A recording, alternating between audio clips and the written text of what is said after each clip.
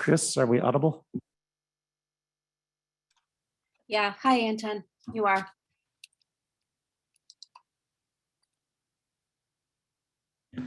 Great, thanks.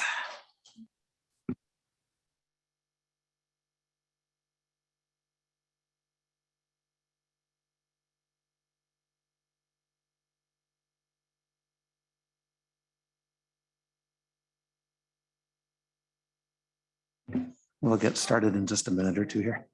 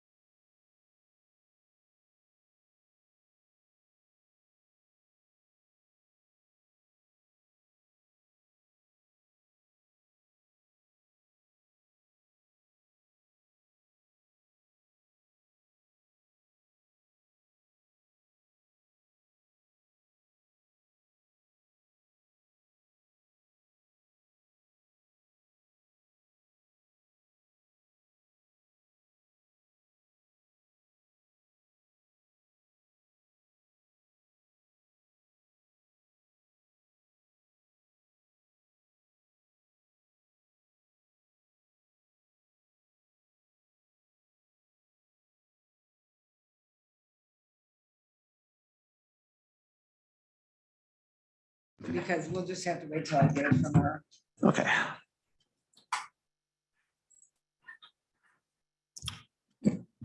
All right, I'm going to go ahead and call the meeting to order. Statement of public notice hereby provided our written notice and the agenda of the public meeting as stated below.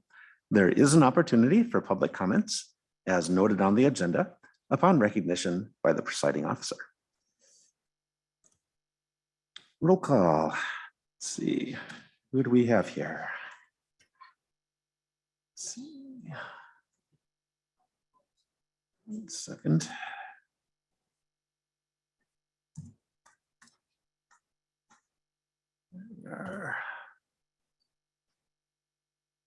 Okay. I'm here. Darla is here. Let's see. Where are you? Okay. Teresa, Chris, let's see, John. I don't see John. No. Okay, Carol.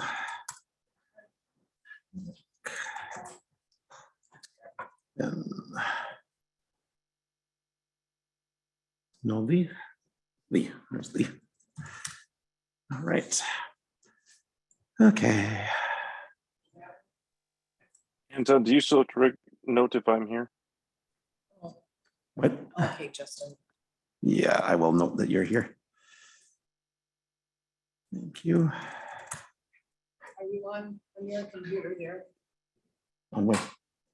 Not on the Wi-Fi. Here, if you want to be on Wi-Fi, there it is.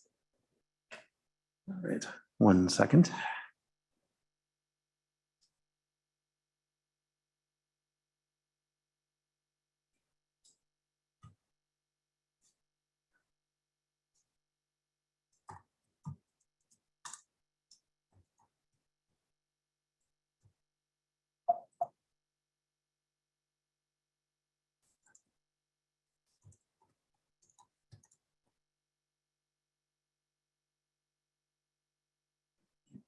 Join. We'll find out. Yeah. Yeah, that'd be great. Okay. It's this top one right there. bottom. Three. Okay. Okay, as soon as people are done here with dealing with some Wi-Fi issues, we'll Jeez. do our pledge of allegiance. Perfect, thank you.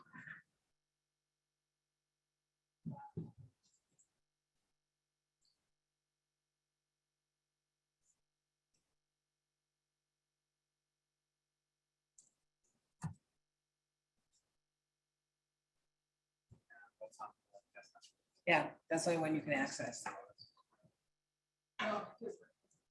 It did not work for you? Did it work for you? No.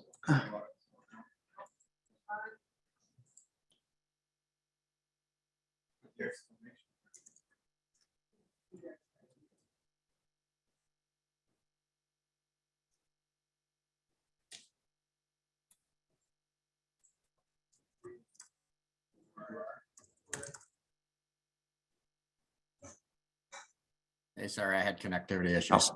Okay.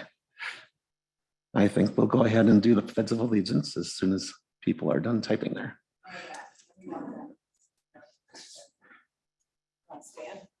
Yeah.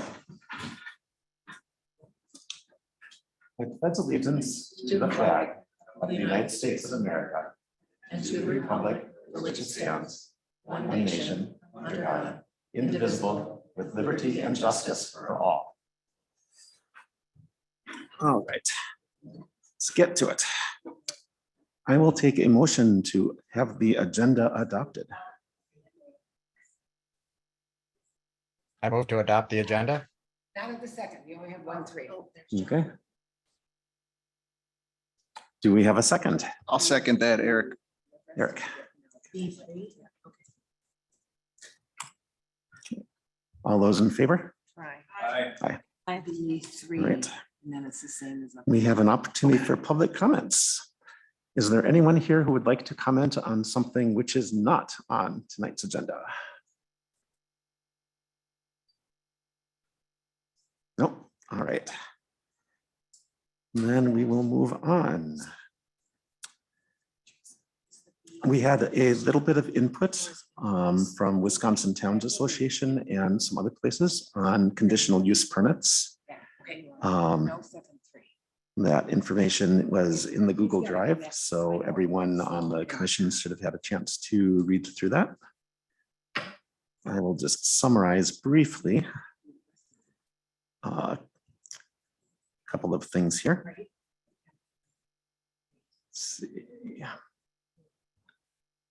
And this is primarily a summary of the changes to the conditional use process that were defined by Act 67 of the Wisconsin legislature in 2017, which set the new rules that the town has to follow for conditional use permits.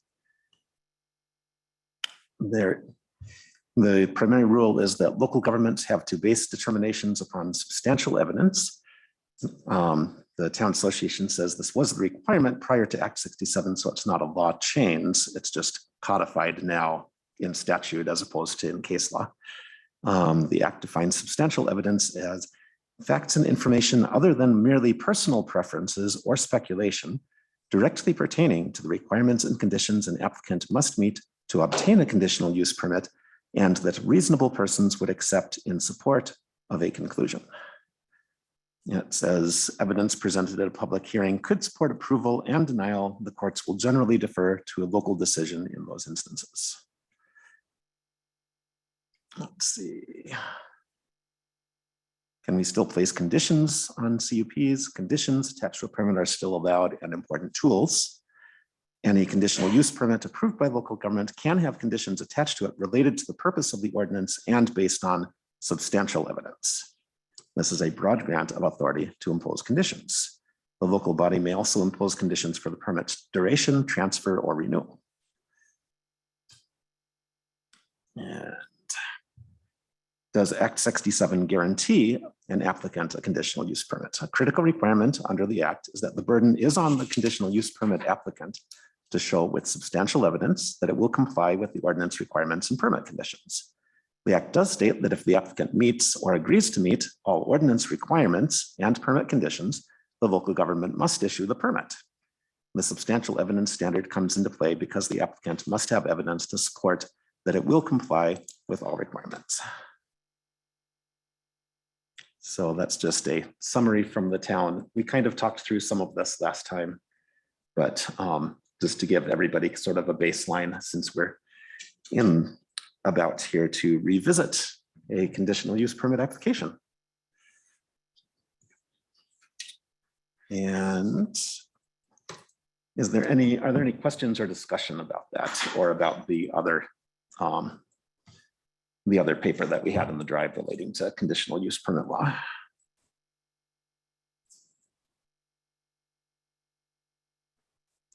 If not, then we'll just go ahead and move forward to discussing the conditional use permit application for 529 County Road E from Mitch Anderson. You'd like to take the handout here and then you can speak to it. Thank you. Thank you.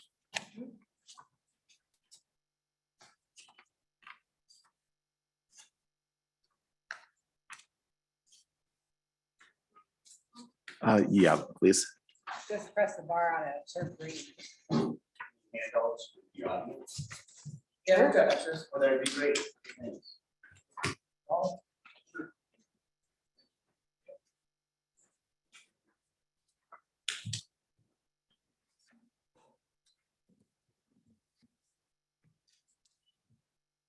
Okay, so in this packet is additional information we were asked to provide after last month's meeting.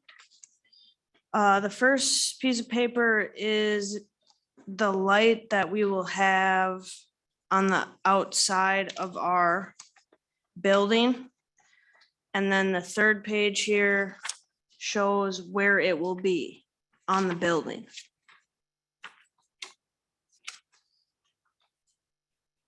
And it faces straight down. Yeah, it will face straight down.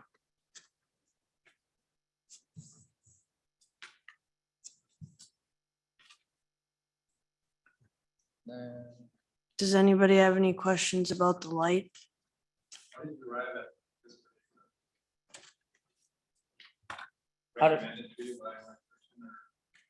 No, we just picked one that was not Super. extremely bright. Just enough light to, see to open the door. That's really all we would need.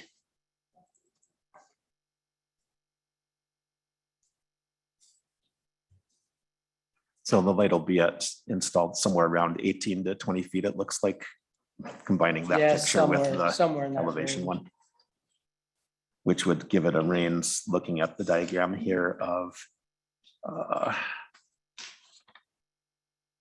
on the order of, say, 100 feet, give or take, distance. Correct. So like 100-foot circle on the ground that it's illuminating, half circle in this case. All right.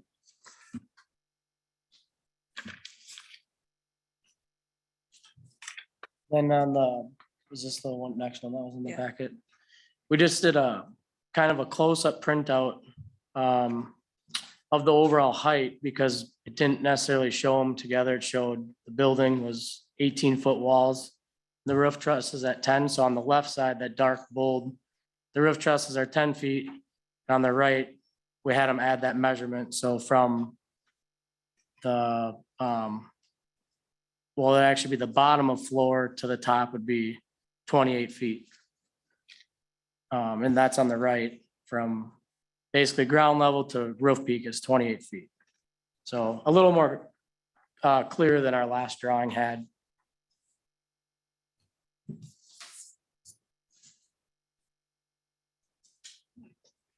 Does anyone have questions about that?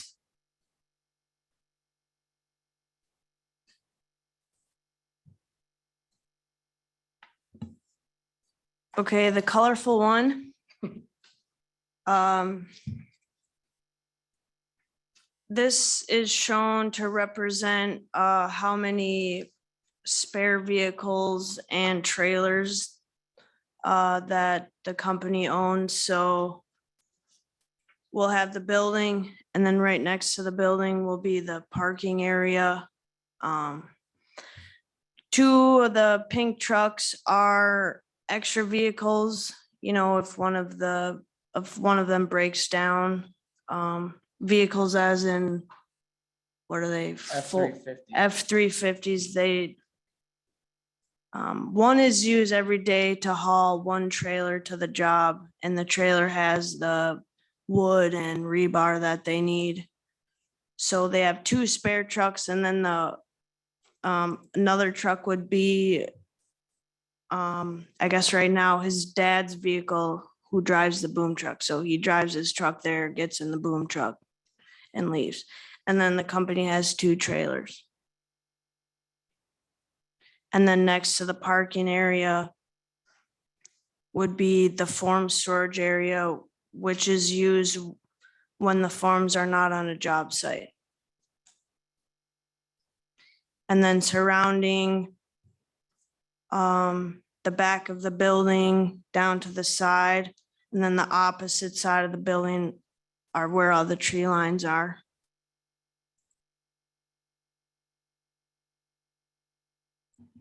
So your parking area here is behind the building, to be clear, right? Yeah, it would be next to it. Yeah. Is this where let's ask this, is this where the doors are? Yeah. Yes, Yeah, we That are should sorry. put those showing, on that there. are showing on here? Yeah, Yes, we should have. Okay, that's what I'm trying to get a perspective. So yeah, this would be the front of the building, I guess you would call it. Yeah, you'd pull in here. And so on this side of the building is where that other door is with the service door. correct. Okay, And that door is, in the winter, we try to keep those trailers in there too. So we would ideally, and maybe even the summer, if we have the room, we'll do it, put the trailers in the building to store them inside. okay. Just as a point of reference, because you know what this is and I'm just Yeah, making no, sure. yep, We know which way the building is facing. yep. Nope, that's a good question. Are you planning concrete for the parking area and the form storage area? The form storage area, no. Okay. And the full area of the parking, maybe, but it might just be like, I don't know, 10 feet out from the building, like for one vehicle there. Sure. But yeah, the form storage would just be on the ground. Thanks. Yep. Are you gonna put a fence around or something around that farm storage in order to contain that? We can, if I guess if someone had a complaint about it, but nobody can really see it because it's surrounded by trees. Right. But if any neighbor were to see it or have a problem, we could put a fence up around it. It's out of sight, and that's why the building too, you won't see it from the road because the building's in front of it. Yeah, So The- that's kind of why we located it where we did. The forms sit in what they call a cage. oh. So that's good. it's Okay, not, I guess the cage contains the form. Okay. Yeah. Because I was thinking of, is someone just tossing them there? Oh, No, they're it's like- very Becomes a organized. mess. No, they're Yeah. like 3 foot by 3 foot cages, and we all stack them like in the lines together. Okay, So then it picks them all up as one. gotcha. So they're contained, they're just not thrown on the ground. Yeah, they're in, yeah, yep. Yep, they all have their own cages. Are the forms metal or are they wood?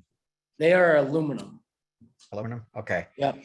Because the one thing I'm wondering about is as you're stacking and unstacking, a fence might help muffle the sound because the sound will probably carry as forms are banging against each other, I guess. Is that a fair understanding? Yeah, no, yeah. It Aren't would they- probably help.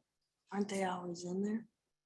Yeah, they're in there, but when you're putting them together, if you were to hit one cage against the other, I Oh. guess. Or are the forms loaded in the containers and then you're loading the entire container onto the truck? Yep, so the crane on the truck picks the whole thing up and sets the basket on the truck with all the forms inside of it. Okay, so you're not really stacking and unstacking the forms there. No, That's they really a just, job they stay site. in the cage at all time. We only unstack them at the job. when we Okay. actually need them to take them out. So Okay. other than that, it's just the boom on the truck moving them on and off of the truck. Okay, thanks.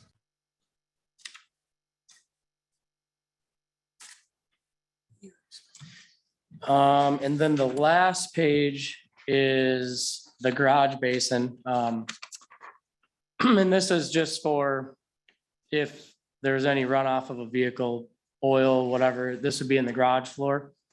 And I did get in contact with a DNR office, but I'm still waiting on their phone call back to make sure that, from what I researched, this is a system that they want to go in.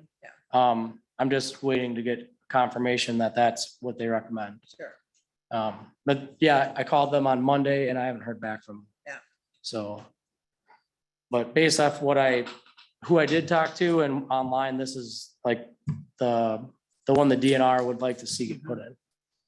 So, Well, because it's an impervious, doesn't let anything out of it. yeah, but yeah, nothing leaves it. Right. So- We have one similar to that up in the maintenance garage.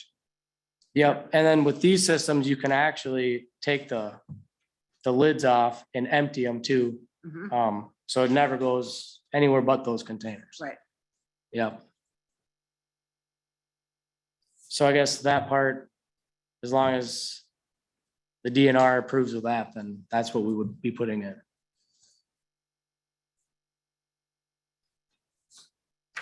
And I think that was all that, the additional information we were requested.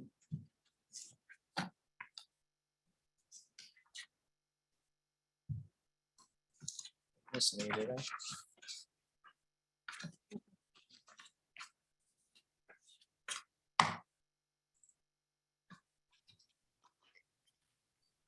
I had one question. This is Chris up on the screen. Your boom truck, when you're just unloading and such, does it have backup signals or beeps? You know, just wondering about that. Nope, it does not. Okay, thank you.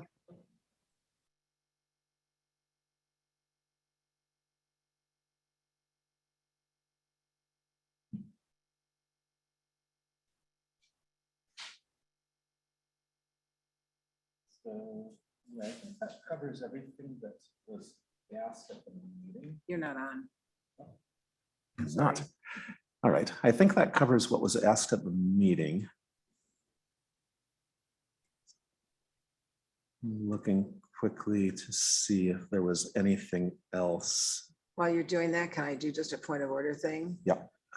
Lori, I see that you're online and you are the alternate to the Plan Commission. I didn't know if you were going to be here tonight, so I had come in for this purpose. Are you going to be the voting member tonight, or would you prefer me to do so? I would prefer that you do it for me. All right, thank you. Thank you for asking.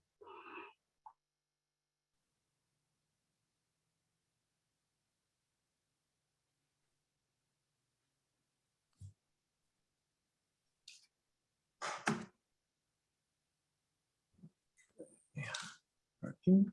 Yes. Did you want to hear from anyone else who's here tonight? Yeah. All right, I think that covers everything that was brought up by the engineers as well. You guys did a good job on this. Thank you.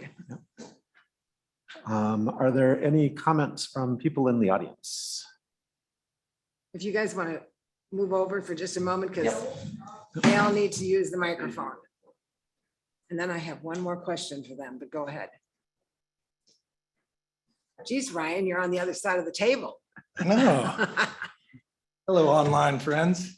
Ryan Stiles. I am a resident at 1242 54th Street. My property You actually, can turn the microphone a little bit. It'll Yeah. pick you up better There for the you go. people online.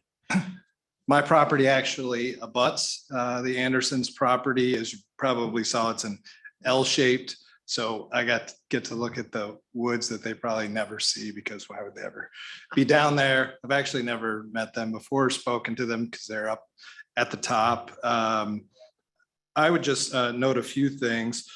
First of all, I think they should be commended for bringing this conditional use permit to the Plan Commission for a couple of reasons. One is there's at least an argument to be made. I'm not saying it's a winning argument to be made, that this may not exactly fall into the contractor storage yard, depending if they're storing things inside or not.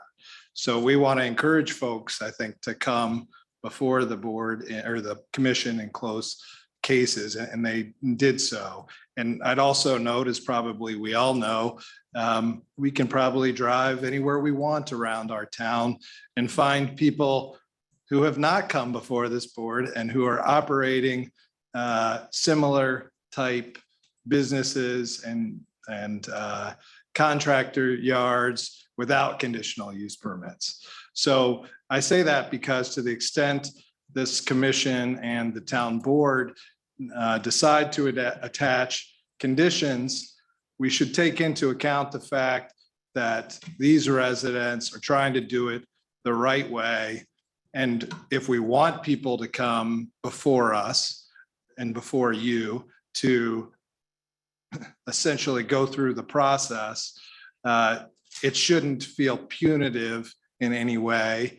And they should be able to take from that experience, being able to tell their neighbors and other town residents, yeah, it was a good process and they didn't impose a number of needless restrictions on the permit.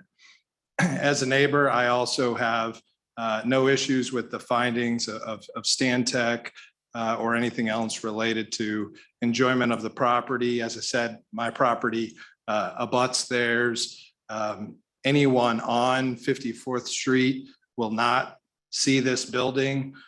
If there's noise that can be heard, the ability to differentiate it from the noise of trucks rattling up and down E, I think will be difficult. So I'm not concerned from my property, and I just wanted to share those comments with the commission. Thank you. Mr. Dunn.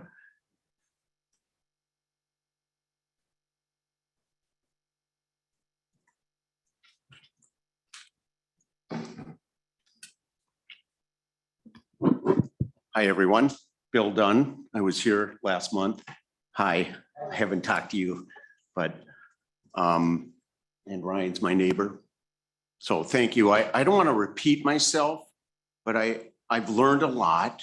And so that's really good. And I really appreciate the attention to runoff, noise, sound, all that. It's wonderful that our town is really on top of these issues. And so my concern kind of goes back to the contractor use. And so I guess Ryan talked about the cumulative use, and I tried to ask Stantec, what else is going on in the neighborhood? Who's done the right thing? And I started my remarks by saying, thank you for coming here. And your contractor said you needed this to be able to build the building. So it's working the way it should. But when I read the paperwork last month, and I haven't seen any new paperwork, and I looked for my remarks to see if my remarks were at all recorded. I couldn't find them in written or spoken word, but I was here. So pardon me if I'm being repetitious. I just have a general concern that contractor storage is contractor storage. It's not having a septic system. It's not having, crews meeting there. That's a park and ride. It's not contractor storage. They even mentioned that they're going to tinker, and I tinker too. We all tinker. That we're all for that. So my basic, and I really want to look you in the eye, is this isn't about your business not being able to succeed or wherever you can do it. I'm all for that. I just not sure this is the place because the uses exceed the overall storage. And I look for more information. I haven't seen a supplemental report, but all this looks good. I wonder if that light could be a sensor motion, but maybe it already is. I tried to read that in there. But Oh, no, this is the one we plan on. So it'll be on all the time, and I'm with Ryan, I'm way down the hill, but I drive across that area and it's becoming a commercial zone. I know there's an artist, I know there are other contractors. I even tried to figure out who all has what permission and what, and I'm told we can't figure it out. So I don't want to hold you to a higher standard than everybody else because you're here and we're talking about this. But I still have a basic problem with the idea that it can be more than just coming in, dropping off and going out. We have other places where you can have your business and then it can grow and you can have that use around it. And to that end, I have continuing concerns on County Road E. It's a high traffic, double no passing zone, crown of the hill. I understand the county thinks all the distances work. But when you're coming and going 6 times a day or more, that's a lot of traffic and at a time where school buses and the rest. So, sorry to repeat myself. I'm all for your business. Really, I want you to live here, enjoy the residential stuff.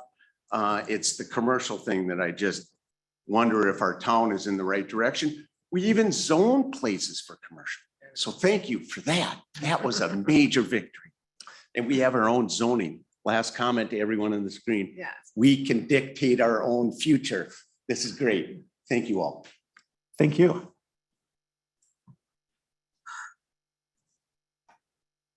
I want to ask a question about lighting. You've only shown us the light on the front of the building. You haven't shown us one over there by that side door. You have no intention of putting one there? No, just on the front. Just on the front? Yeah. And why do you not want it to be a motion detected one rather than on all the time? Just because deer and whatever be going on and off all night long. So you, Yeah. so you're gonna switch it? You're gonna use it with switch? Yeah. Okay, So if you need to see, if you're out there opening the door for the trailer or something. In the winter, it's dark early. Right. 4, 4:30. Okay. So yeah, just be, if we wanted. It wouldn't be on all. okay. That's what I wanted to know, is if you're Yep. gonna have it lit all the time. But yeah, we have a motion light on our house. And even within the distance of our driveway, that goes off quite a bit just from deer, turkeys and whatever else comes. Quick follow-up. Why do you need a septic system if it's contractor storage?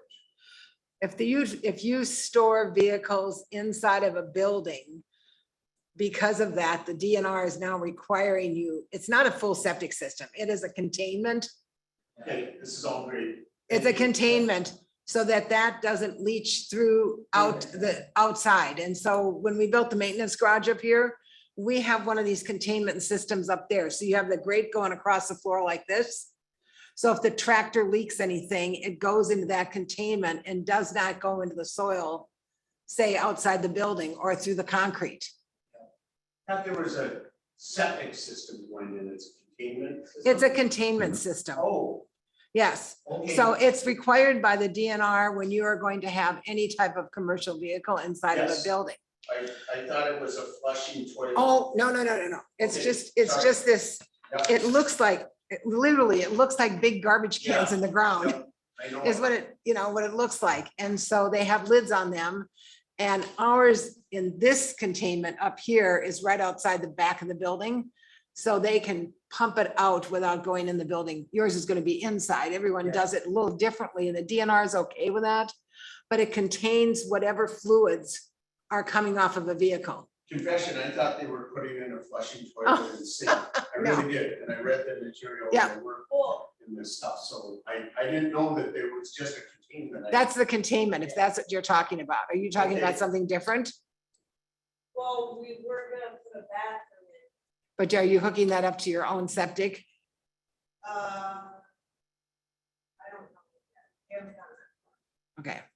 But for the oil, whatever comes out the vehicle is going into the thing. Right. That's what's going into this thing.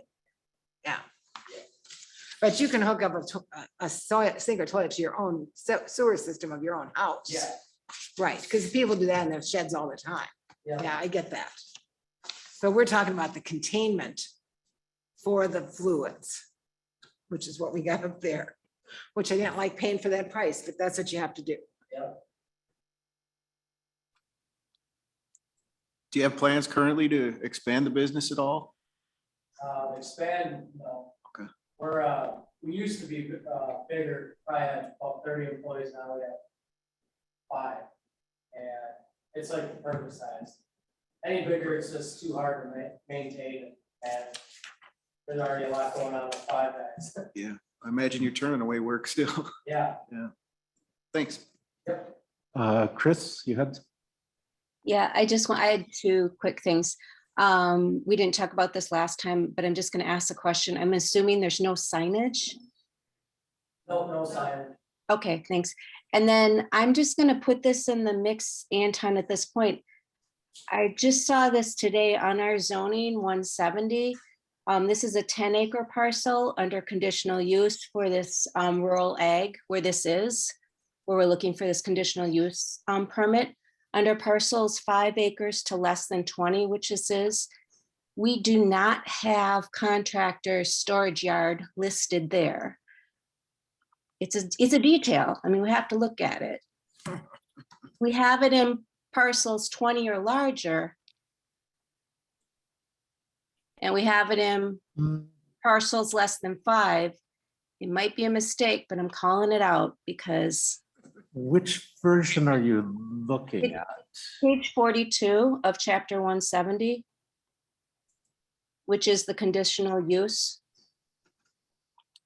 Tell me if Yeah, I'm wrong. which version? Because the one I'm looking at does have it. Yeah, Does have it? I Yeah. went on, this is the one I popped off our website. just a second. I mean, if you got it, that's cool. This is literally off our web.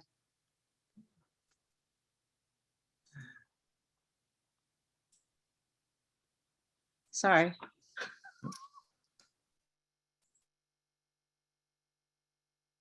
It's on there, I don't know what page this is, 170-32.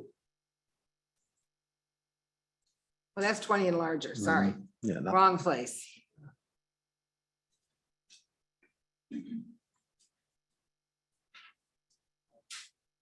I think that's a mistake. well, I've got it on 43 under parcels 5 to Well, that's 20 and large. Okay, so we gotta go back. 5 to 20.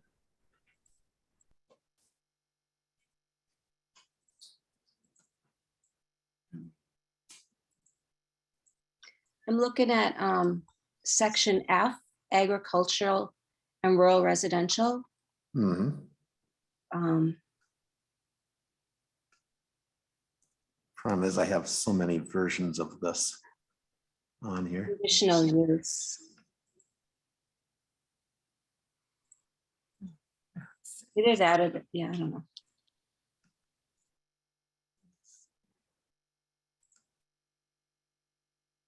Here we are, adopted. As adopted. I'm looking for what's online that shows on E-code is the document that it should be linked to on the website. I'm seeing it on the. What website. is that? What's the current, I don't have the paperwork right in front of me, so could you please clarify to me what is the district that it's in? Is it have anything like traditional commercial tied to it, or is it? It's ag-res. Okay, Here, And 5 to 20, contractor storage yard is on here. yeah, 170-32 Yeah, B8. B8, it's on there. Yep. just a minute. A7 for parcels 20 or larger, B8 for 5 to 20, 5 to 20. and Yes, it is, and it's on E-code online also. Yep, yep, and C4 for less than 5. So yep. It says, it includes that no less than 25 foot from a property line, so there's about several little details, including vehicle or equipment shall occur on site, so. Okay, good. Thanks for checking. I You want me to attempt a motion? Sure. I will attempt a motion. We'll see how far this goes because I may be good at this or not good at this. How's that? I'll make a motion to approve the conditional use permit. Recommend to the board. I'm sorry, to recommend. See, I'm in the wrong spot. Recommend to the board to approve the conditional use permit for Mitch Anderson at 529 County Road E and 54th Street. These are the conditions. Let me just back up. Liz, I'm reading off part of what was in the staff report, just so you know. Okay. The hours of operation and or activity on site related to Anderson Concrete Forming are 7 a.m. to 5:30 p.m. Monday through Friday. The storage areas must always be kept free of litter and debris. No major repairs of vehicles and or equipment shall occur on site. No manufacturing or processing of any type shall occur on site. All agricultural all architectural elements must adhere to what you presented today as this application, and any changes will require an amendment to the CUP. All operations must adhere to what was approved here today and at the town board. And in addition, I would ask that you add a L-shaped fence that will go across the back of the property from the building behind the storage of vehicles and to the form storage and around that corner. So it's going to go from here to that corner and down. Okay. You have to meet all setbacks. You have to make sure that all water is controlled on site and all erosion is controlled on site during this building. And that once again, all lighting on this building that has been approved tonight for the one in front will be downward facing. You will install a containment system per the DNR. And the building will not exceed the elevation that you gave to us tonight of 28 feet in height. I think I got it all. Think so? You get that? I think so. All right. I might have missed one sentence, but I'll look it up. Oh, yeah, that's, I will This is second John, I'll that. second. okay. Did I miss anything? Did anyone want anything else added to it? Comment, please. Yes, Lori.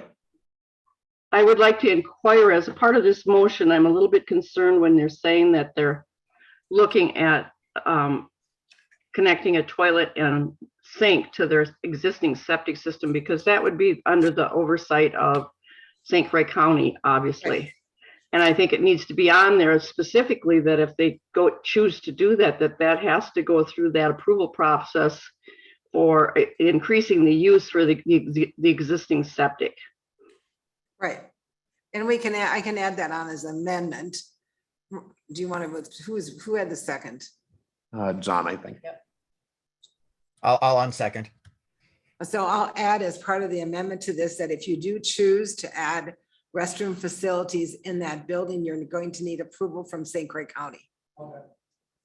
Another one that I want to add to this is that this, as stated in our ordinance, this conditional use goes with you.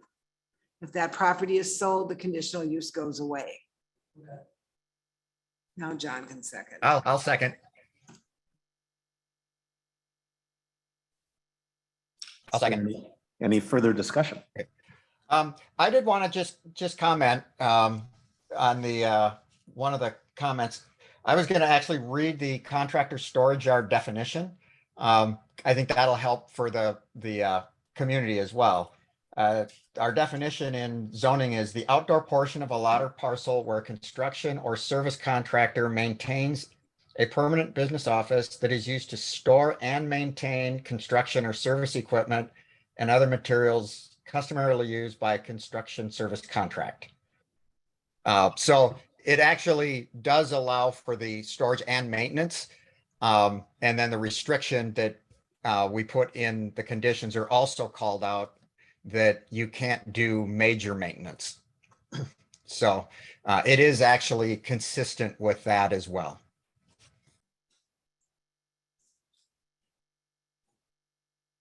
I have a public comment. Teresa, I'm just wondering on the purpose of Nobody will ever see it.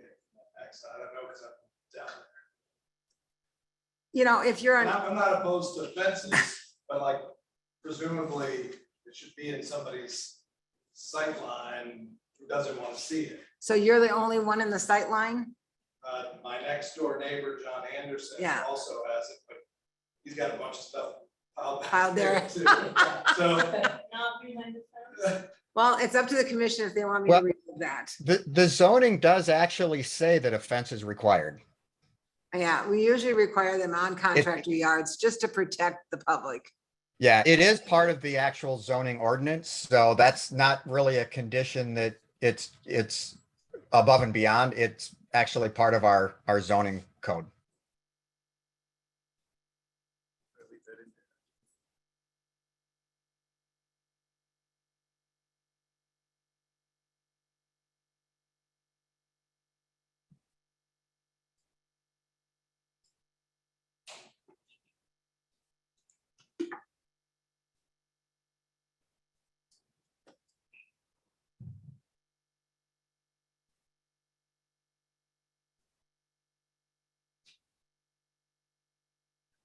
Any other discussion?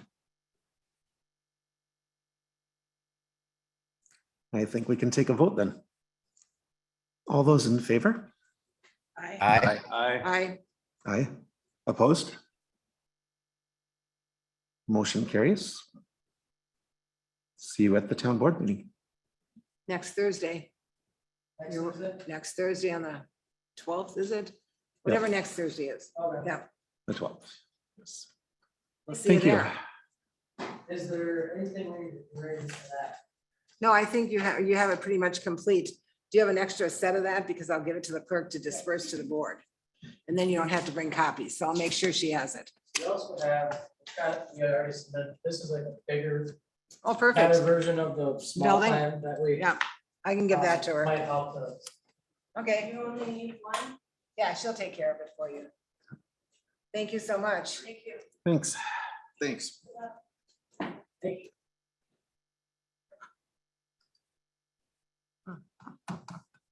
Great. Let's see, as usual, we do not have any information from the county. So budgets, does anybody have questions on our budget information for the month?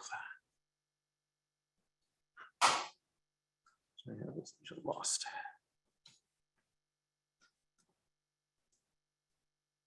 Engineering. Road deposits.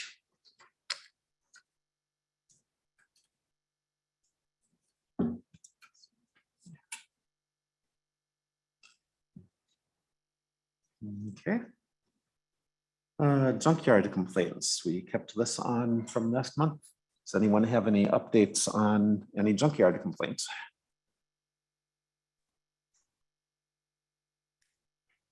Anton, it's Darla. Yes, Darla. Teresa had it on her list of things to do last month. She was going to check with the attorney. Right, he has not gotten back to me yet. We will Thank you. carry this forward to next month then.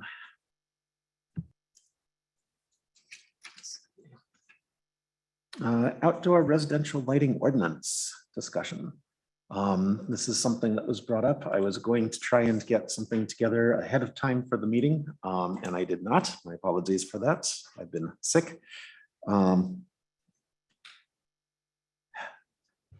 But before going forward with this and preparing something for next month, I guess I will ask the committee, what is our general feeling for if we would want some type of residential outside lighting ordinance, what would we want in it? And is it something that we as a committee feel that we want it all? We have direction from the board to look at this. We don't have direction from the board to actually produce anything. So I guess the first thing is there interest in doing something? And if so, are we looking for something as strong as the sort of dark sky ordinance that was one of the examples presented by the resident who brought this up? or something that is weaker and closer to just addressing the my neighbor's floodlight is shining through my windows at night issue that was also brought up. I wouldn't characterize it as weaker. I wouldn't necessarily be opposed to one that is more specific about light encroachment on adjacent properties as opposed to dictating the nature of the lights themselves. I don't think that would go well. But if we went with one that specifically used a measurement at the property line or an adjacent property, that wouldn't be a bad way to go. I don't see that as weaker. I just see it as more focused on the problem as opposed to trying to indirectly address it. Yeah, I feel like we've already lost the dark sky battle with Hudson and the Twin Cities. So. And and a good number of the residents here as well. So that seems like it would be too strong to try and put in place for new construction, given where we are right now. Lori, Chris? Yeah, I think the only thing I was going to add was I'd be interested to look into it also, or, that we should look into it.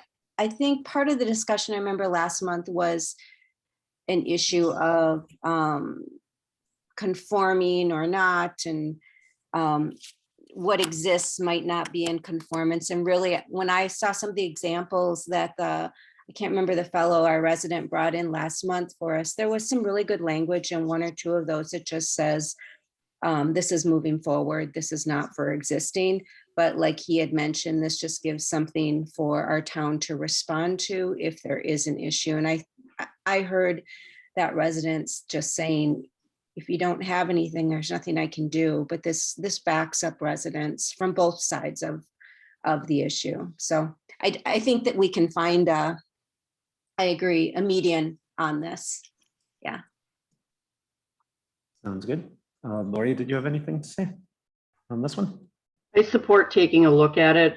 If part of preserving rural character, the argument could be made that some of the lighting does not fit into the rural character that people maybe moved here for. I don't know what an ordinance of this type would look like, but yes, going forward, I think that it's worth considering. All right. Carol? Okay. Lee? I'm sorry, is it a question or? Just if you have any input on. No, I can. In my house, I don't have a problem with the neighbor's lights, but I can feel for the people in the township that do have that problem. It would be annoying. So we probably should do something. Yep. But specifically looking at adjacent properties, it sounds like is where we have consensus, I think. I think a lot of it probably should be aimed at more towards the building focus going forwards instead of retrofitting older houses. And I think that's pretty much most of my thoughts on it. A lot of especially with all the new developments getting put in, that would alleviate most of the headaches going forward. And then just addressing any older properties on a case-by-case basis. Yeah. What would you think about new installation of lighting on older properties? More giving guidelines in the building code for downward directional lighting, or at least putting a measure of motion control in it so that in the event of floodlights, you will have it where they will shut off eventually. They aren't on 24/7, which I've seen some houses around the town where the floodlights are on all day, all night. Right. Yeah. And it keeps the area looking like the sun's up all night. So I think it's kind of a happier medium, but ties in with keeping the peace with more established households. Yep. And I would caution that we be careful not to do something that infringes upon the right to farm law. Because I have heard people complain that someone's out there farming at 11 o'clock at night, and do you know how light those lights are, how bright those lights are on that combine? Yep. We really can't regulate that. The right to farm law in this state is very strong, so I just want to caution that that is an issue for some people, but there is no way to regulate it. We could probably regulate lighting on barns and require. that Yeah, that but be not- Downward facing. Yeah, but not on Not on machinery. vehicles. Yeah, Yep. yeah, Yeah, I agree. I'd be for looking at adjacent properties, yeah. light pollution. But you know, when someone's farming on your land next to you, Right, yeah. people, when they swing around, sometimes it's going people to go do into get your that window. light. But I always say to them, this is a couple day event. It's not every single day that they're out there farming. It's a couple day event. Usually when they're harvesting is when it goes later. Right. Yeah. Yeah. On top of that, with the combines and the lights, that would be considered a safety issue, and that would trump Yeah. any kind of nuisance issues. But the really where it trumps is a right to farm law. That's what really trumps everything. Justin, anything? Citizen comment. Sure. What did the county have for a lighting ordinance? Nothing that I can think of. There may be something in county building code. And there are some restraints, as I recall, in the Riverway district. I think those are mostly around visibility from the river. Okay, so that's my understanding is that county doesn't have any residential lighting ordinance. And the concern that I would have is the whole point of us going off on our own zoning was that we got out from what we perceived to be county overreach.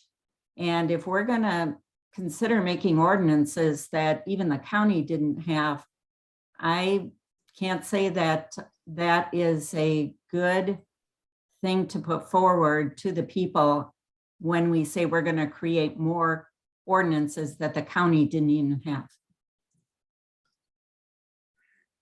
Thanks.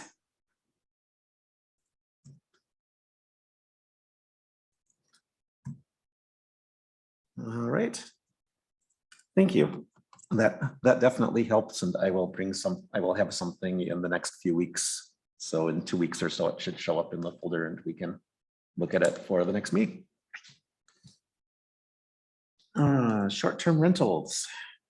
What do we want to do, if anything, about short-term rentals? You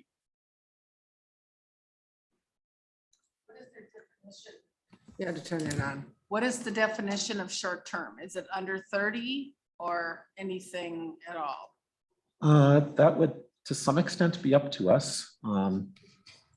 In state, I think it's under 30 where they make Yeah. the distinction. Yeah. I think Teresa is agreeing. I agree.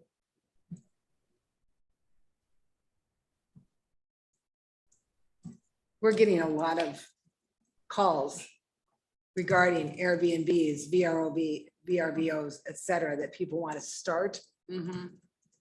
And county is regulating them because there is a, it does definitely affect the neighborhood. It's one thing if you have a good owner, but it's a different thing when you have a management company. Things may not, be looked at as clearly. Yeah, if they're not on site or, Yeah. hands-on.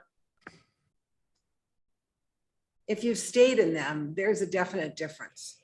Yeah, just out of curiosity, if I'm just kind of wondering if at what point does a rental property become a business and get regulated under like conditional, or not conditional, but basically under zoning, under existing zoning?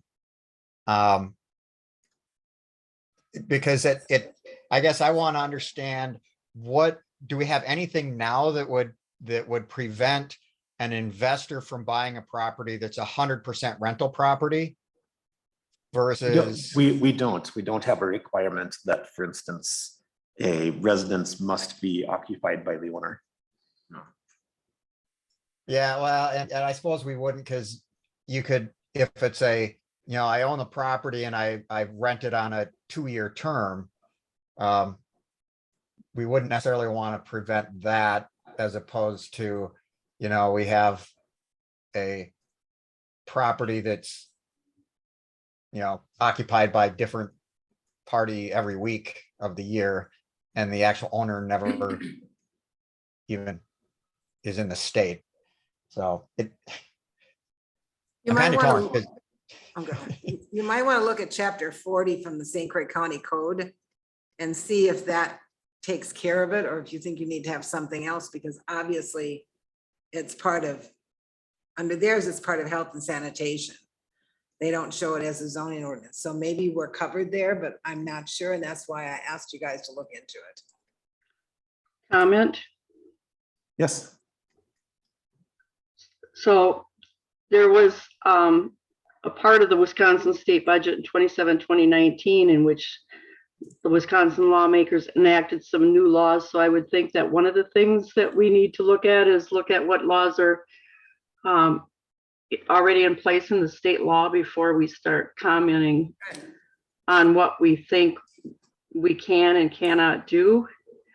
And it does appear that in the legislative documents in chapter 66 .0615 in the legislative documents, short-term rental is defined, and there is some things that we can bounce of. And it has to do with fewer than 30 consecutive days, I think, which was stated a few minutes ago. So I really think that we should go back to what's in at the state level as opposed to other communities and or the county, and start there and see. That's where I just feel strongly that we need to start. There's an article in your April Google Drive from the WTA that kind of lays out about short-term rentals, and you might want to take the time to read that. Teresa, are you saying that to me, or are you saying it to all the plan commission members? All the plan commission members. Okay, thank you. Yeah. Yeah, the state says that we can't enact an ordinance that prohibits the rental of a dwelling for 7 days or longer. So their short term is like less than 7 days. But a short-term rental is fewer than 30 days in state law, and we can require a license for that type of activity. And we can also collect a tax for that activity. Yeah. A couple years ago, I was at a, I guess, town council meeting over in Stillwater. This was right when they were having the, okay. And it had, they were having this struggle there that people didn't, most of the population did not want people to be able to rent out, but as they found out as well, you can't stop them from doing it, but you could, say that they had to be a minimum of 7 days. And what they specifically, what they were not looking for was a couple of years ago when the Super Bowl was over and everybody was renting out everything. And that's what they had wanted to do, was rent out just for a weekend and charge an astronomical amount of money because they could get it. And so, but maybe having that 7-day minimum is something to consider, if not a 30-day. Sure, go ahead. So I just Jeff Carlson on Fox Ridge Trail, and I was primarily here to listen to the discussion on the lighting ordinance, which I brought last month. I could And I appreciate just a footnote on that before I talk about the short-term rentals a little bit.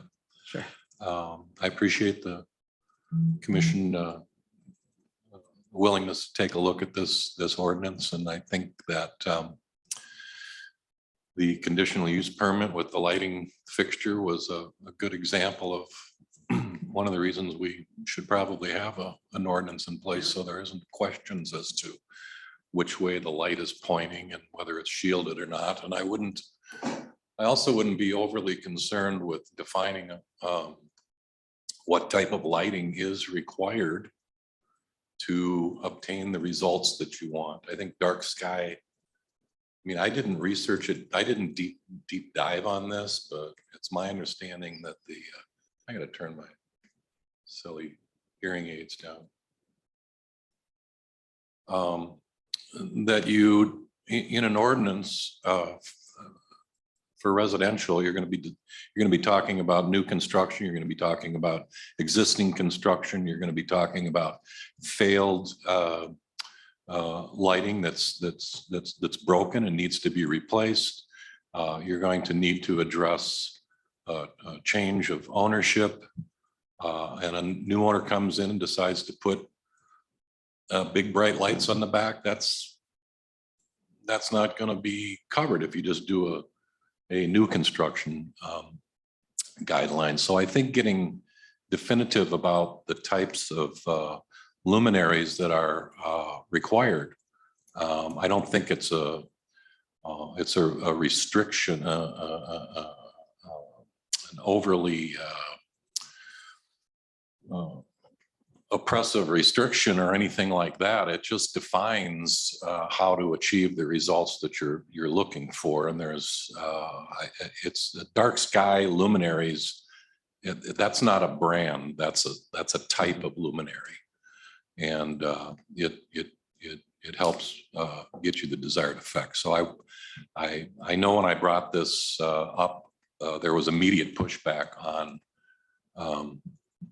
the fact that you have to have specific lights and this, that, and it was too dictatorial and too this and too that. Well, all ordinances are detailed and finite to a certain point. And so I wouldn't be overly concerned about getting enough detail to give the direction to our residents as they move in and construct new housing, and existing residents remodeling or replacing their lights. And certainly the agricultural aspect is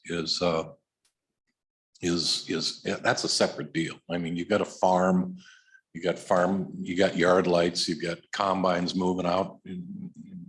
That's a different area. And so those are my comments on the lighting thing. And to go to the short-term rental, I have a question. How many members have experience with Airbnbs and VRBOs, actually renting them and staying in them? And I've been doing it for 20 years. 20 years. Yeah. Okay. Yeah. Everybody else? Done a bunch. Okay. So, you know, they are what they are. And I think that is kind of a self-regulated industry. I think if somebody has a rental property and they want to rent it out, and it's well maintained, and they do a good job and their customers are happy. And one of the things that most Airbnb and VRBO owners do is they give a very, very detailed description of their property and the neighborhood and the expectations of the stay there in regards to the neighbors. It's not a hotel, and everybody's cognizant of that, and they set up guidelines. And if there's a call from a neighbor that they've got a problem with the VRBO, those people are out of there, you know. So I wouldn't be overly concerned about being restrictive on that type of deal. I think the problem with VRBOs is that There are certain areas of the country where everybody that has a little extra wing on their house or a cottage in their backyard or whatever, instead of renting it out to the locals that need a place to rent, they all become short-term rentals, and now the locals don't have a place to live. And it drives up rental prices. So that's where I think the issue of short-term rentals is probably more critical to the community. If it's keeping residents here in our community from finding a place to rent because everybody's doing VRBOs. I think that's the big problem with short-term rentals. And just as a footnote, Duluth has an ordinance that they did a couple of years ago. We tried to rent a VRBO in Duluth. There was a 5-night minimum, 5 or 7 night minimum, and that was enacted by the hotel lobby in Duluth. Oh, sure. And that's all fine and dandy, but I wanted a VRBO in Duluth. I didn't want, I went over to Superior and got one for 2 or 3 days. So they lost business. So that's what I know. All right, thank you. Thank you, everybody. But I do have one question since it was already brought up. Sure. So Mr. Carlson just asked how many people had experience with Airbnbs or VRBOs. And my question is how many of you, the experience you bring to the table is as the renter and as opposed to being the landlord? Renter, Yeah, I'm renter. renter. Yep, Okay. Renter. Yeah, because it's a different perspective of the process is the only reason I bring it up. So that's it'll be good input. It'll be a good discussion to be a part of in the future. So thank you. Thanks. Hi. Have a good night.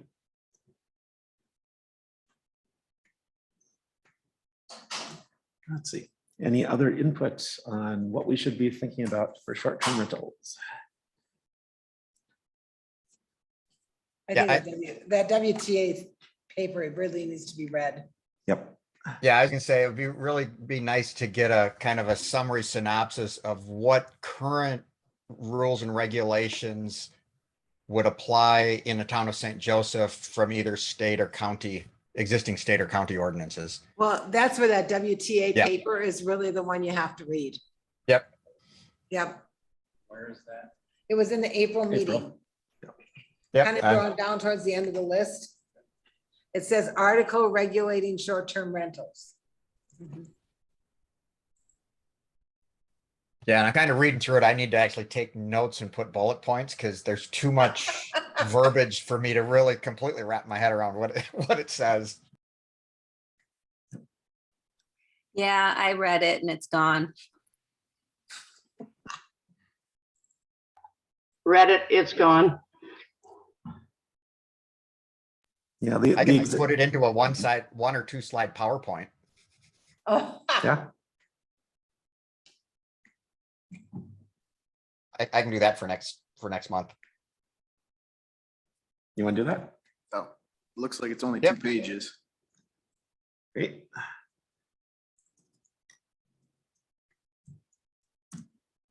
Teresa, what was the county ordinance? Because it wasn't It's zoning, so chapter it may still 40. apply. Chapter 40? Chapter 40. Okay. I'll look at that as well. Okay. Great. Let's see, chapter 68. Unless there's anything else that anyone has on short-term rentals.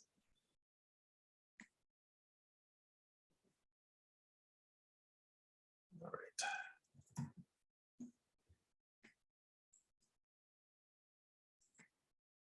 Let's see.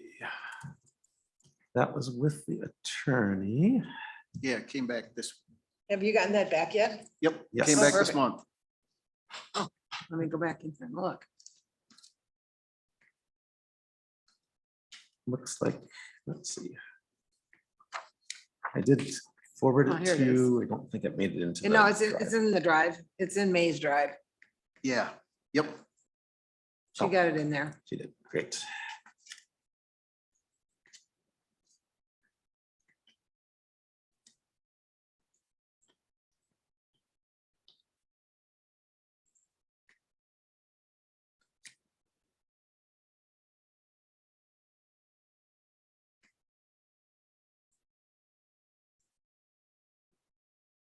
You did a few edits. Yep. And there's some comments, so we should probably run through the comments. Yeah. Let's see. Normal average use basis, question mark. I think it's just, what do you mean by Yeah. normal average use basis?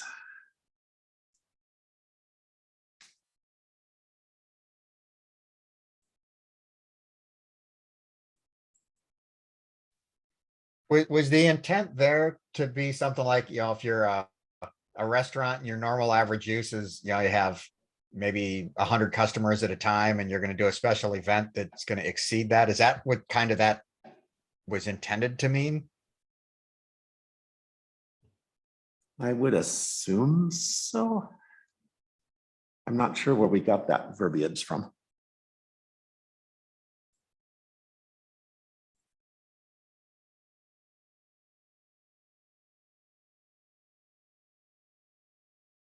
Well, he goes on to say that number 3, which says the same thing, is hard to define.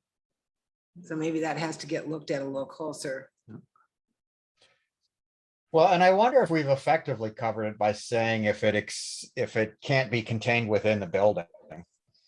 Well, see, then we still get to the problem of what if they normally have some outdoor seating? So yeah, not sure the best way to handle that.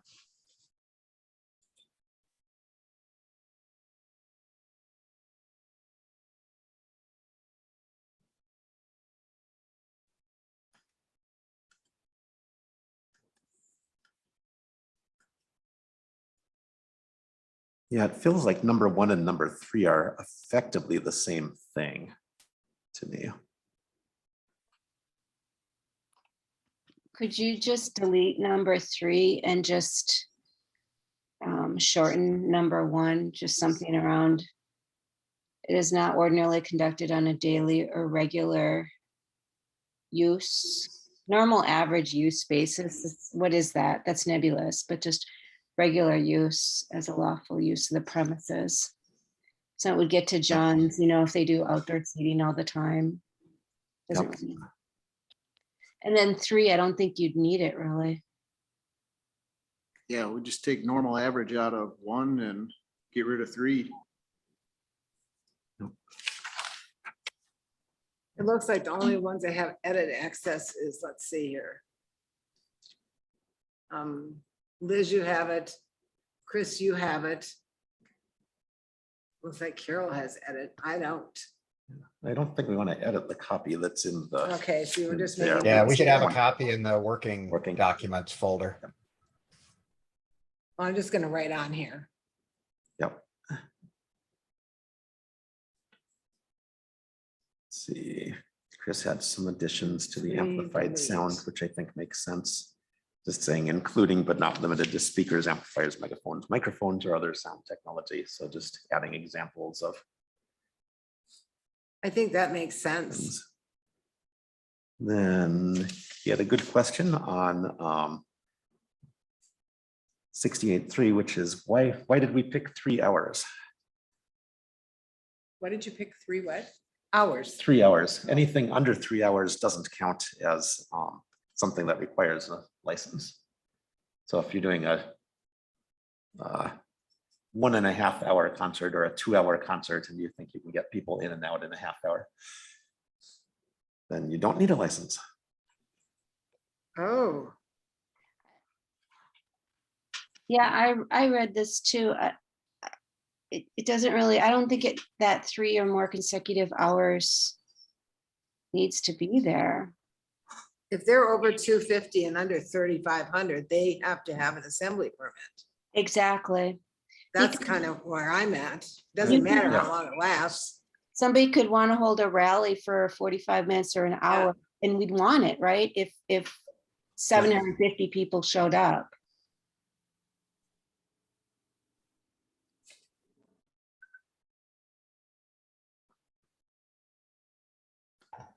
So just put a period after persons and strike the rest of the line. Well, you might have whether on public or private property shall obtain a license. I think you just take that center Oh, part yep. out. Okay, strike for, after persons everything- up to the comma. Yep. Yeah. Yep. If you don't have any hours and you don't have any or any times in there, does that mean they can go for 24 hours if they want to? How do No, you? this was just saying that if you were less than 3 hours, you didn't need a permit. We had something in a different section, I think, that talked about the potential hours. Yep. Yeah, Yeah, because- this is just defining who needs a permit. Okay.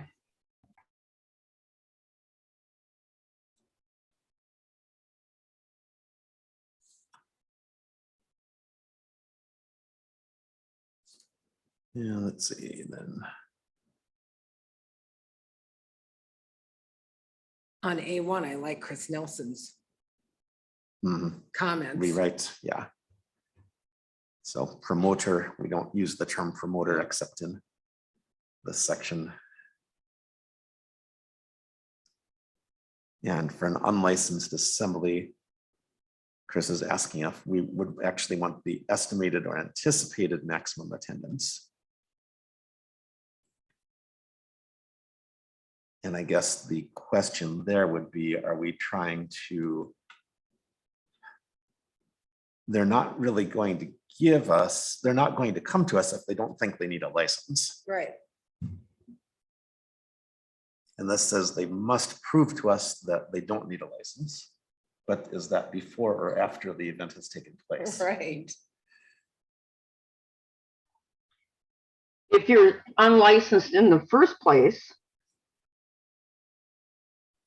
Mhm. what would lead us to believe that they think that they're going to loop us in anyway? Right, exactly. To me, this whole paragraph is not very clear what we're trying to get across to anyone that be Yeah. reading this.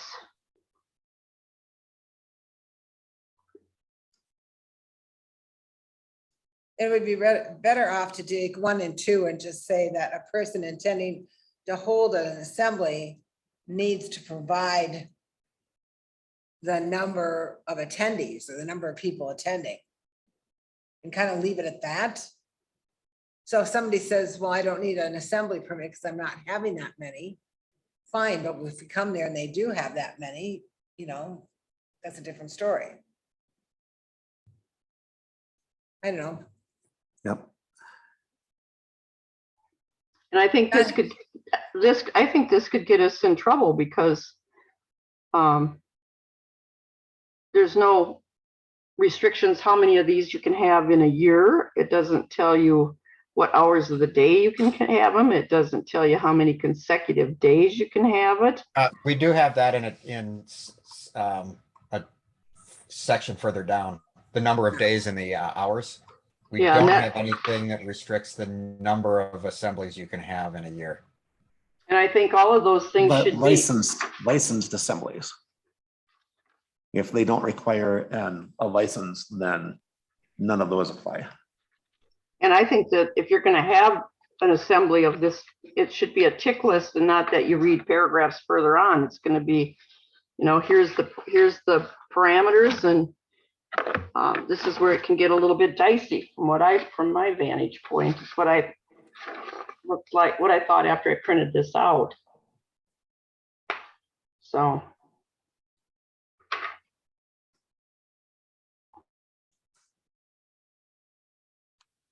Lori, maybe that gets cleared up because they'll have to complete an application.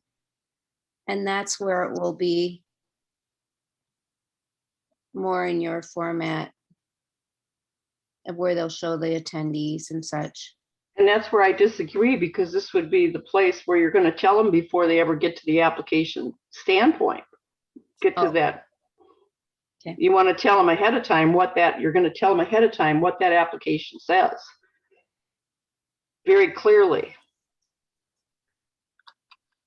Well, we don't really do that with our other stuff, like the commercial building codes, we have a very long ordinance, and then we have the checklist, which is kind of the easy, quick reference that they can look at. I think we follow something similar here, because I mean, that's kind of the nature of any ordinance. All the legalese and stuff makes it very, very wordy. Have that summary somewhere, and that can be a separate checklist. But I think that might be a good. Well, I think what she's trying to get to, and I really hear what she's saying, is that 68.3 talks about the license. And then when you get down here to 68.4, it is the general regulations for an assembly.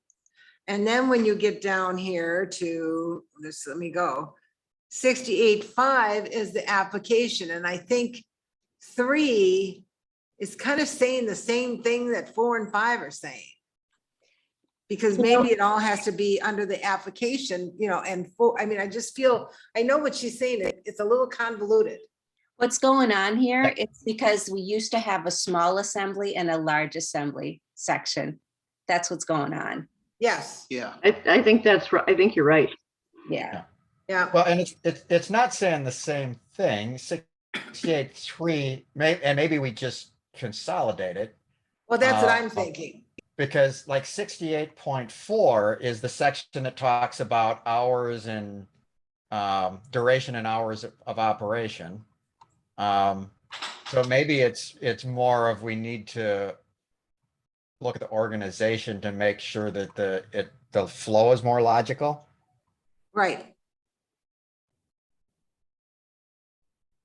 It just makes a little bit different sense when you do it that way.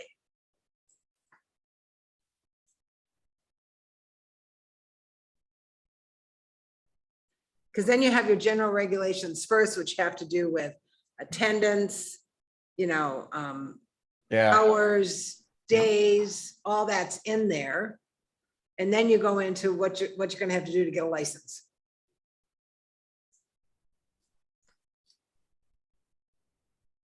Yeah, I'd be fine with us rearranging this. Yeah.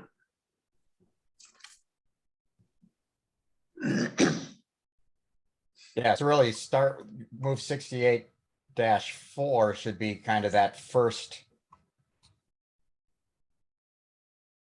one under assemblies.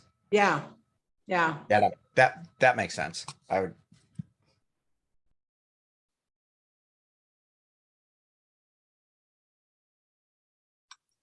Yeah, just flip those two, because then after it comes the application.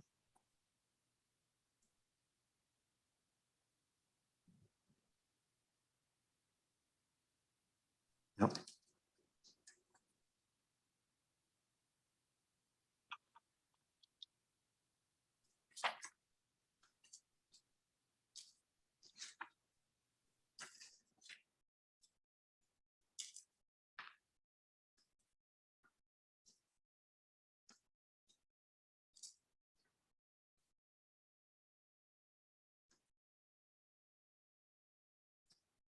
Yeah, pretty much everything else that Chris had in here just made sense to me. Makes sense. Yep.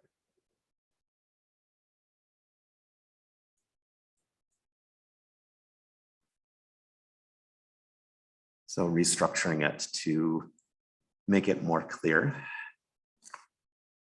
And then just accepting Chris's comment. So do you guys want to take one more shot at this and bring it back in June to the board? Yeah, I think so. Will that work? Because then you'll have a clean copy. Yep. He's worked so hard on it down there. I'm just asking. No, I can rewrite it and I'll get it submitted to the drive. Yeah, Great, thank you. Perfect. Yep. we're getting there. I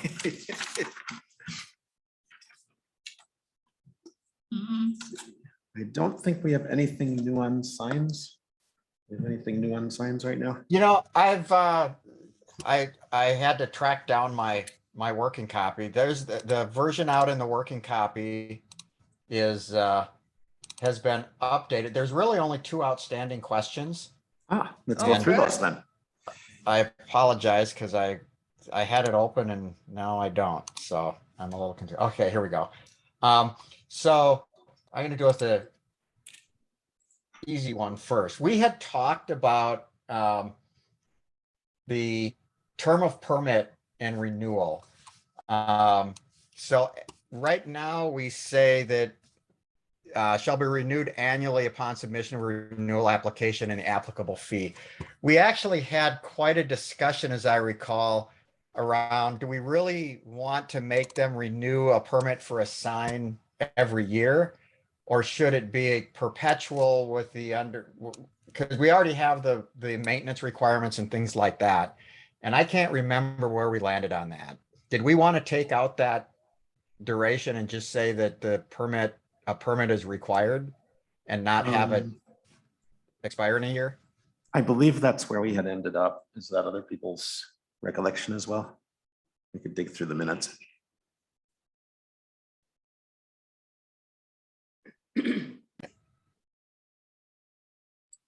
If no one has an objection, I'll change the wording on that to make it a one-time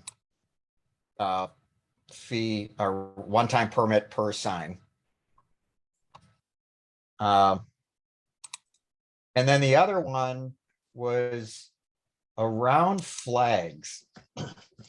So we put some restrictions around flags, and the note that was here was it would apply mostly to decorative flags then, such as one that says Happy Halloween or a pirate flag.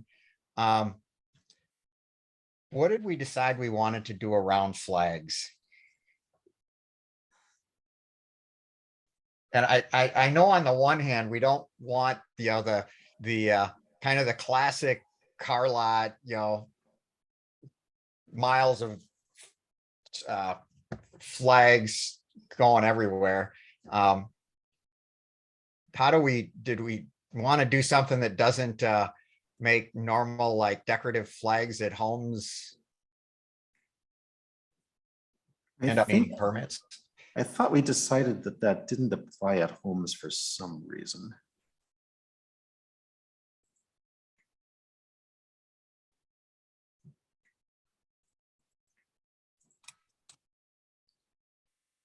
And if not, then we might want to exempt, because yeah, we talked about like the seasonal flags that people like to hang up and stuff. Was flags code somewhere else? I thought, did something in a different ordinance possibly? Up to 3 flags on a single lot or parcel containing only non-commercial speech, the combined area of which is less than 100 square feet in size, are permitted. And that's from signs not requiring permits.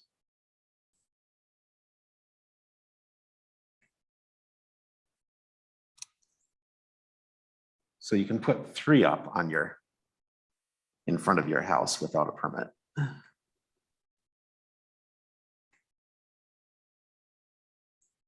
You can put more if they're like country flags, because then they're not flags. So I'm confused. Is this for residential properties or commercial, or are we talking about all properties? Well, it's not just commercial. It's basically, it's a sign ordinance that covers the town. Yeah.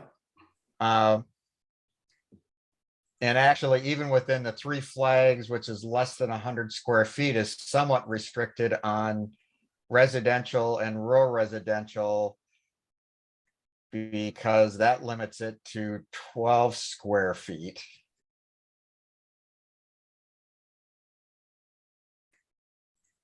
And how did we get flags as a part of a sign?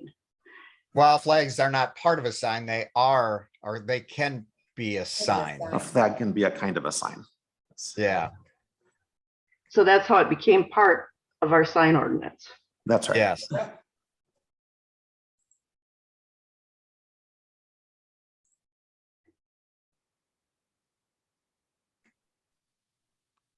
like the temporary banners. Like I've seen them, they'll hold this church service and they'll put those up in front, Sure. you know, that swirl around. Those are temporary though. I think they go up for a couple hours and then they take them down. But I think that was our intent with the flags, was around businesses and such.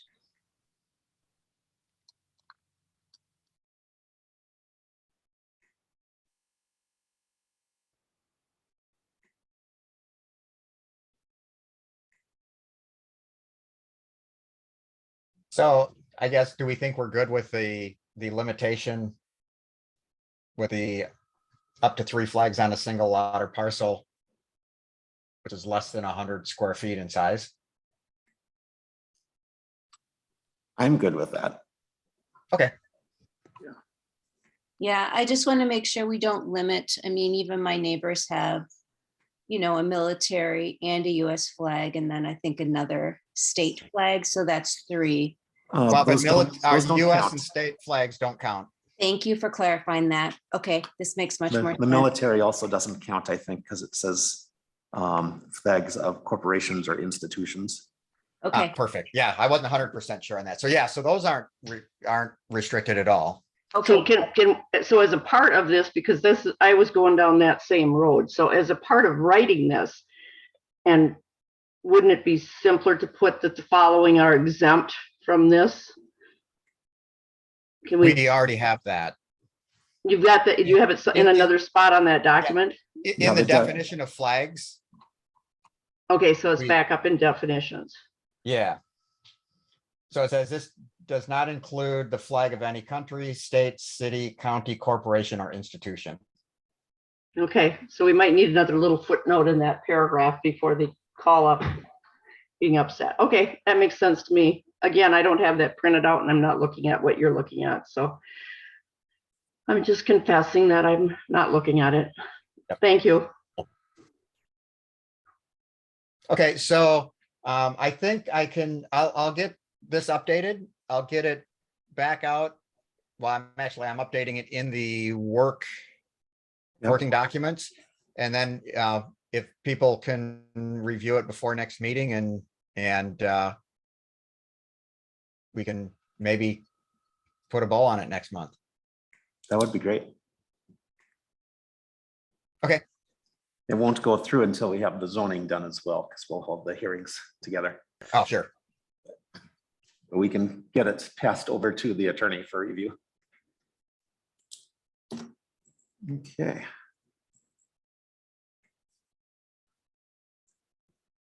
Let's see, zoning.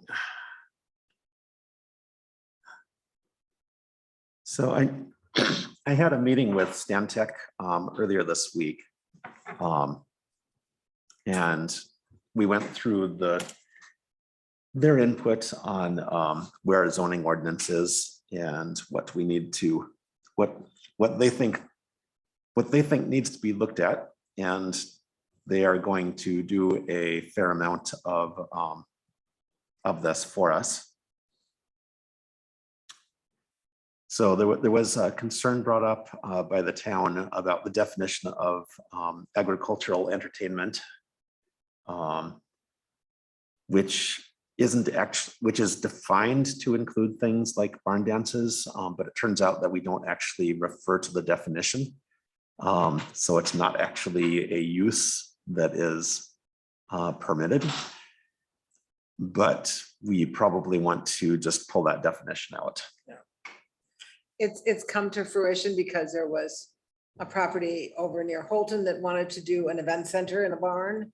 And there's one over on the east side of Bass Lake that wants to do an event center in a barn. And they see that definition, but it doesn't exist elsewhere in the ordinance, so it's confusing. So we don't allow event centers or wedding venues in these barns in residential districts. But because you look at that definition, it sounds like you do. So I did bring it up to him and Amanda because I just said, this is a confusing thing. And because she did a look at the ordinance, she goes, well, it's nowhere in there. So we should just take it out. So it doesn't confuse people as to what you're thinking about allowing in there, which I think would help, because I think the last thing, and Troy dealt with this in their ordinance, the last thing they wanted was to have an event center of some kind in the middle of a residential development. So say someone, and it happens on these parcels where there was an original set of buildings and they chopped everything up in lots, but one of the lots ended up being the original set of buildings. Mhm. So now you have this old barn on there that someone decides, geez, I'll make an event center out of this. And that's where the problem comes up. Because it was a barn, it was always a barn, can we do this with it? And it's confusing. I think when Anton read it, we both went, well, this is not a good thing, because it makes it sound like you can allow them when we really don't. So we're getting a little bit of pressure on that. And I just thought we should clean that up. Yep. And Amanda agreed. And Amanda agreed with that, definitely. Yep. Yeah, so she, as he said, she's gonna go through the ordinance and come back to you guys next month with her comments on tweaks. I'm gonna say tweaks, because none of it is a major change at all. Well, the square footage The question. square footage question will be, but I'm talking about generally the ordinance is Right. still gonna flow the way it is. She's gonna clean up a little bit on the administrative side of how they apply and go through the process. There's a couple of things she wants to do to just strengthen that, but by and large, the actual zoning ordinance is gonna continue the way it is. It's just being tweaked. And Troy did the same thing. They did it 1 year after their ordinance. They actually went back through and did some minor, well, some definite changes to it, just to make it work better. And this definition, for instance, is one of them. Yep. So another thing is to, and again, these are mostly things that Stantec's doing, reviewing permitted and conditional uses to make sure they align with the stated intent of the district. Check the use table matches. We need to be careful not to put restrictions that are too tight and push properties into legal non-conforming status. And she had some concern that we're already doing that in, I think it was the traditional commercial district, Yes, where there's, I don't recall if it was the setbacks was one of the. yeah, one of those things that you're not putting all your existing into non-conforming status. Yep. So by cleaning some of that up, then we don't wind up having a large number of businesses that are all non-conforming, which then becomes a problem if you try to enforce your ordinance against somebody coming in. Reviewing the setbacks in chapter 168, because there may be some conflicting requirements for setbacks between the two ordinances. Let's see, making sure that the lot width, building height setbacks are all consistent between the districts. Let's see, a couple of other things. She had a question about the architectural standards and where that came from and when we've applied it. And I described our history with chapter 81. She was concerned that that could turn off developers. And I said, well, that's kind of the point, is to turn off the developers that develop things that we don't want, or in styles we don't want. And she did also feel that maybe some of those requirements should be applied to districts rather than uses, but she was going to look into that. One of the things that's definitely going to come up is the building coverage restrictions, or the square footage for buildings for commercial use. This obviously came up with Bridgeview, where they wound up having to go through a variance. And Amanda was fairly concerned that we have very tight restrictions on building size that are not tied to lot size. So if we have a 20-acre commercial lot, you can use like 2% of the lot for your business. So she will be coming back with a proposal there, and we'll have to discuss that when it gets here. Couple of things that are not specifically related to the ordinance, but other things that they're going to take care of. Making sure that our map is up to date and making sure that our map is correct, our zoning map. Since there was at least one inconsistency that we've found out of the 3 or 4 applications that have come through so far. And that it's important that the staff here actually go through the list of items every time that there is a CSM or a CUP or whatever. They'll have a list of, you know, these are the things that the applicant needs to do. These are the things the town needs to do. And we need to make sure that all of those actually happen. And then we talked a little bit about our extraterritorial with North Hudson. She was concerned because are we facing any Any expansion? expansion by North Hudson into us? And I said, no, because the sewer plant in Hudson is at maximum capability. And the only add-on they're doing is south of the Rivercrest School. Otherwise, there will be no additional properties brought into that sewer system at this time. The one thing that you missed is that she talked to us a little bit about the waiver in chapter 149 for the frontage on a road. Yes. And she felt strongly that all of those waivers should be variances to the code and should be in zoning. So they're all treated the same because we treat waivers on 149 up against the roadway different than you are treating variances to the side or backyards. So she felt it should be all together, and I don't disagree with her. I know at the time Catherine said leave it that way, but I think we moved ahead and felt that we should probably be a little bit more consistent. So she's talking about bringing that in here and then changing 149 to match it. Yep. This ordinance, once you change it, has to go back through county approval. If we're going forward, and I'm just going to throw this out at you, and if that sign ordinance is close, we should do them at the same time. Absolutely. So that means you're gonna have a public hearing on both of these. The town board has to have a public hearing on both of them, and it goes to the county. So you're talking months to get it done, but the faster we can move that forward, I'm just kind of pushing you all a little bit, saying, I don't want to sit on this too long. Yep. Yeah, I think we should plan on by end of summer having the revised 170. Well, I'm hoping you'll have it done by, say, July. Yeah, well, I'm hoping Yeah. July, but Yeah, I would and say then no August. later than August. Okay, I'm okay with that. Because you know it'll be after the first year by the time the county gets it done. Could be. Yeah. Yeah. Well, they've lost all the staff in community development except for there's only 2 left. Hmm. So they're overworked down there.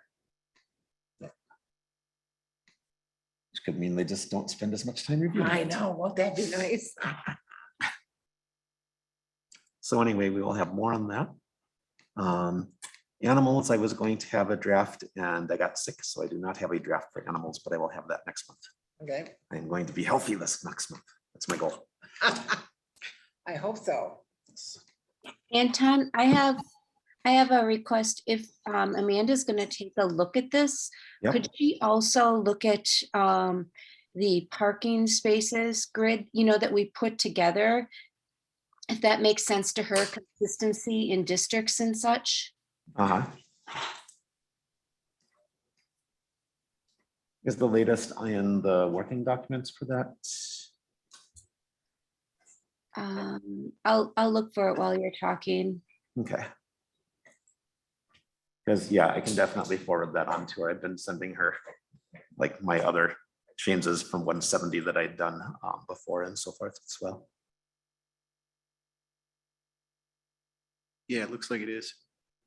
Okay. Yes. Speaking of the animals, and this also ties in a bit with the zoning. I've had a couple neighbors approach me asking about goats in particular. Yeah. Because the legislature their table doesn't have a clear definition of what goats are as far as animal capacity Okay, and how many they're allowed to have. You're talking about chapter 170? Chapter 170, yes, I believe it was in there. I'm sorry, I didn't hear you. Yes, okay, it's tied to our, because it's, all of our animal capacities are tied to animal units, I Yes. believe. yeah, And that's defined by the state. and the state, I don't think has a clear definition on that, For goats, or goats in particular, let's see. unless they count that as like some kind of a bovine, which doesn't. It's not a bovine, it's an ovine, right? Let's see. Units. Need to multiply by the, the animal unit factor. Yeah. Cows, calves, swine, poultry, sheep 0.1, goats 0.1. Yeah. So 10 goats per, 10 goats per animal unit. And there can be no animal units on anything less than 3 acres. Yeah, all of the lots around us are over 3 acres. Well, not all in the town are. That's why I'm just telling you that that's a minimum. Bolton ones. So 10 Yeah. goats per animal unit. Yeah, there's 10 goats per animal unit. And they There's- also may or may not be exempt from manure management practices either. Right. So they need to be aware of that. Yeah, because I believe there is a permit process for all of those, for rural residential and agricultural residential. And they're aware of that, so it was just that one in particular, they were just one. Well, they can call Jay Kimball. He can walk them through that. Okay.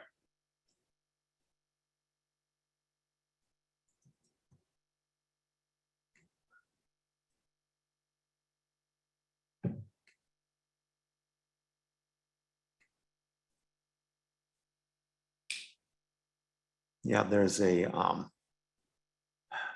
worksheet from the Wisconsin Department of Agriculture, Trade and Consumer Protection called the Animal Units Worksheet. And that has the conversion factor for lots of different species. Not all different species, but it does include goats and sheep.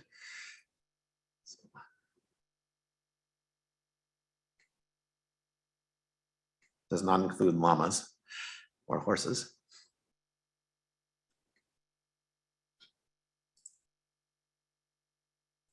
So we may need to think about that, I guess, at Yeah. some point. We may be able to clarify that a little bit in our ordinance as well. Okay. Yep, Thank you. that's just what I was wondering about, because around where we are, there's a ton of buckthorn and Yep, goats are, the best way of getting rid of that. yeah.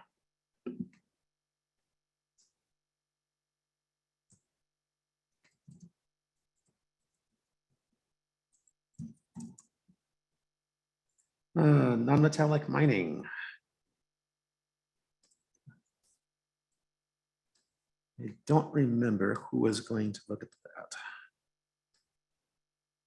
That would be Darla, but like you said, the Community Development Yep. Committee is handling that, and you can check with Terry to get the correspondence, but I'll tell you, they are not getting back to us. So kind of going off what Chris said, would that be something maybe Amanda should take a look at?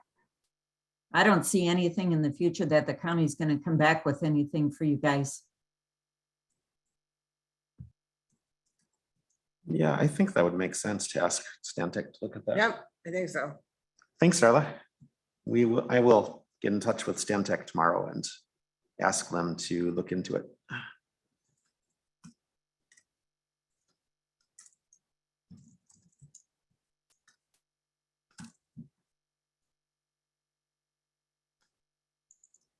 Let's take a look quick.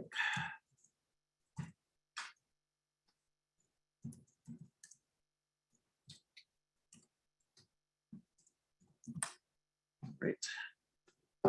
Okay, we think we've made it through. We have a nice backlog of ordinance stuff that we'll be getting through the next 2 to 3 months here.